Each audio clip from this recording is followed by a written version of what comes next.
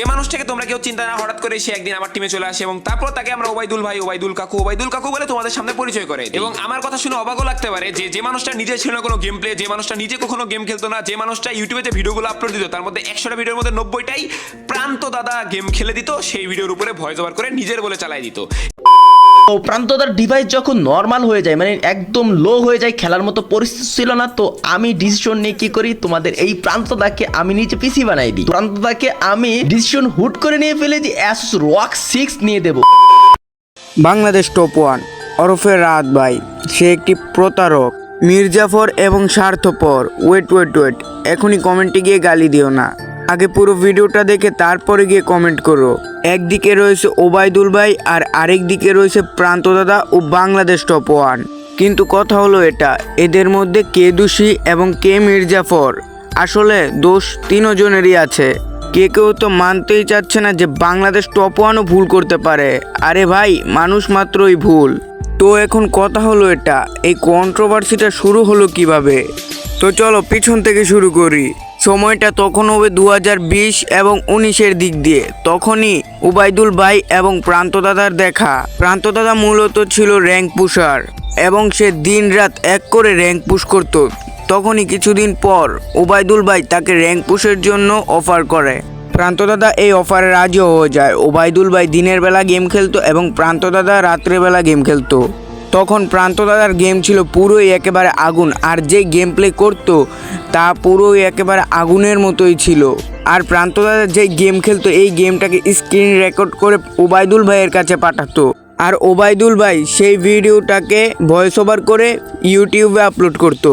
তো এভাবেই কিছুদিন কাটতে থাকে। তখনই ওবাইদুল ভাই বাংলাদেশ টপ 1 ওরফে রাত ভাইয়ের সাথে দেখা করায় এবং তাকে সেই স্কোয়াডে জয়েন করিয়ে দেয়। দিনগুলো তো ভালোই যাচ্ছিল, কিন্তু কিছুদিন পর প্রান্ত দাদার মোবাইলটাও নষ্ট হয়ে যায়।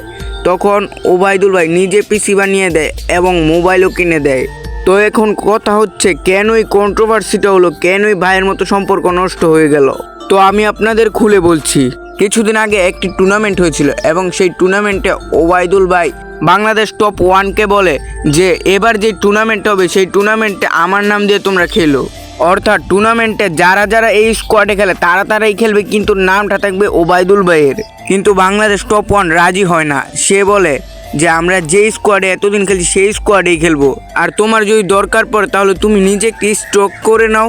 এদিক দিয়ে দুজনেই ঠিক, একদিকে ওবাইদুল ভাইও ঠিক, আরেক দিকে বাংলাদেশ টপ 1ও ঠিক। আর ওবাইদুল ভাই তো এখানে শুধু একটি টুর্নামেন্টেরই কথা বলেছিল, সব টুর্নামেন্টের তো কথা বলেনি। কেন বাংলাদেশ টপ 1 না করবে? আর অন্যদিকে বাংলাদেশ টপ 1ও ঠিক, আমরা যে স্টকে খেলছি সেই স্টকেই খেলা ভালো, কারণ এত বছর আমরা যে স্কোয়াডে খেলছি, যে স্কোয়াডটা বাংলাদেশের সবচেয়ে বড় স্কোয়াড, সেই স্কোয়াডের নাম কেন বদলাবো? তো ওবাইদুল ভাই একটি নিজের স্টক খোলে, সেই টুর্নামেন্টে অংশগ্রহণ করে নিজের টিম নিয়ে খেললো এবং সেই টিমেও ছিল প্রান্ত ভাই। এবং সেই টিমের পরে ওবাইদুল ভাই সিদ্ধান্ত নেয় যে এরপর থেকে যতগুলো টুর্নামেন্ট হবে সেই স্টক দিয়ে, সেই স্কোয়াড দিয়েই তারা খেলবে। সে আর বাংলাদেশ টপ 1-এ জয়েন করবে না। তখন প্রান্ত দাদাকে বলে যে তুমি আমার স্কোয়াডে খেলো, কিন্তু প্রান্ত দাদা কিছুই বলে না। এই কথা বাংলাদেশ টপ 1 জানার পর সে বলে প্রান্ত দাদা আমার টিমে খেলবে, কিন্তু ওবাইদুল ভাইও বলে যে প্রান্ত আমার টিমে খেলবে। আর এই জায়গায় ভুলটা হলো বাংলাদেশ টপ 1-এর, কারণ এত বছর ধরে ওবাইদুল ভাই এবং প্রান্ত দাদার মধ্যে যে ভাইয়ের মতো বন্ধুত্বটা, সেটা কেন সে নষ্ট করতে যাবে? আর ওবাইদুল ভাইয়ের ততটুকু অধিকার আছে যে প্রান্ত দাদাকে নিজের টিমে নিবে, কারণ ওবাইদুল ভাই প্রান্ত দাদার জন্য অনেক কিছু করেছে। তার মানে এটা না যে প্রান্ত দাদাও কিছু করেনি। প্রান্ত দাদা নিজে কষ্ট করে গেম খেলে র্যাঙ্ক পুশ করে ওনার আইডিতে এবং স্ক্রিন রেকর্ড করে তা ওবাইদুল ভাইয়ের কাছে পাঠাতো এবং সেটাতে ভয়েস ওভার করে সে ইউটিউবে আপলোড করতো। তো ফিরে আসি মূল ঘটনায়। তো এখান দিয়ে বাংলাদেশ টপ 1 বলছে প্রান্ত আমার টিমে খেলবে, আর ওবাইদুল বলছে প্রান্ত আমার টিমে খেলবে। তখন অনেকক্ষণ কথা কাটাকাটি হয়, তখন তারা কল রেখে দেয়, আর সোজা ওবাইদুল ভাই প্রান্ত দাদাকে কল দিয়ে বলে আজকে থেকে তুমি আমার টিমে খেলবে, কোনো বাংলাদেশ টপ 1-এর টিমে খেলতে পারবে না। তখন প্রান্ত দাদা সরাসরি না করে দেয়, আমি তোমার টিমে টুর্নামেন্ট খেলবো না, কিন্তু র্যাঙ্ক পুশের সময় আমি তোমার সাথে থাকতে পারবো। তো এখানে মূলত হলো প্রান্ত দাদার ভুল, কারণ এতদিন ধরে যে ভাইয়ের মতো বন্ধুত্ব সেটা এত তাড়াতাড়ি এভাবেই নষ্ট করে দিব। তো ভুল তো শুধু এদের দুজনেরও না, এখানে ওবায়দুল ভাইয়েরও ভুল আছে। সে বাংলাদেশ টপ ওয়ানের ফেস রিভিল করে দেওয়ার হুমকি দিয়েছে এবং বাংলাদেশ টপ ওয়ানের পেজে 2টা স্ট্রাইকও মেরেছে। কেন ভাই, মানুষের ক্যারিয়ার নষ্ট করার তুমি কে? তুমি প্রান্ত দাদার উপর অধিকার নিতে পারো, কিন্তু কারো ক্যারিয়ার নষ্ট করতে পারবে না। তো ভুল কিন্তু তিনজনেরই হয়েছে, সবাই স্বার্থের পাগল।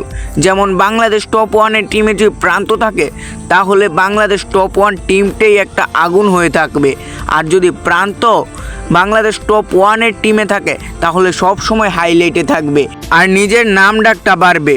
আর ওবায়দুল ভাইয়েরও তো লাভ আছে। যদি প্রান্ত ওবায়দুল ভাইয়ের কাছে থাকে তাহলে প্রান্ত দাদা যে গেম প্লে করবে সেটা স্ক্রিন রেকর্ড করে ওবায়দুল ভাইয়ের কাছে পাঠালেই মোটা মোটা অঙ্কের ইনকাম। আর এখানে তিনজনেরই ভুল আছে, আর অডিয়েন্স সবাই চায় যেন বাংলাদেশ টপ ওয়ান টিমটা আবার আগের মতো গড়ে উঠুক। তো আমি আমার ওপিনিয়ন বলে দিলাম, আর তোমরা যদি কিছু বলতে চাও কমেন্টে বলে যেতে পারো, তোমাদের জন্য কমেন্ট বক্স খোলা আছে। তো ততদিনের জন্য বিদায়, আল্লাহ হাফেজ।